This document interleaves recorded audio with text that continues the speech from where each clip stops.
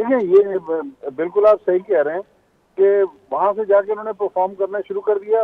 हसन अली देख लेना, हसन अली ने बहुत सारे साल पेशावर जलमी के साथ गुजारे, लेकिन बाद में उनकी परफॉर्मेंस में थोड़ा सा डिक्लाइन आया। उसके बाद पेशावर जलमी ने उनको छोड़ा, कराची किंग्स ने लिया।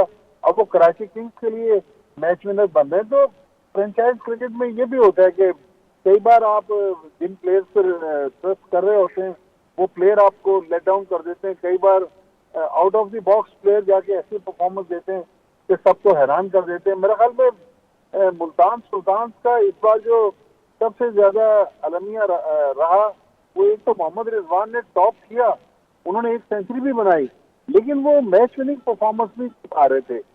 फिर उस्मान खान, उनकी परफॉर्मेंस भी अच्छी नहीं थी।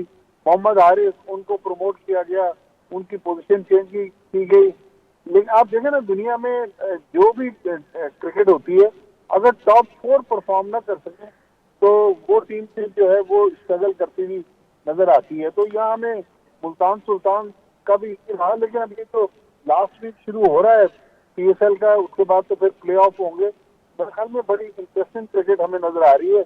मुझे लग रहा है कि टीमों की पोजीशन जो इस वक्त हमें नजर आ रही है, लाहौर कलंदर्स, कोयटा ग्लैडिएटर्स, कराची किंग्स और इस्लामाबाद यूनाइटेड,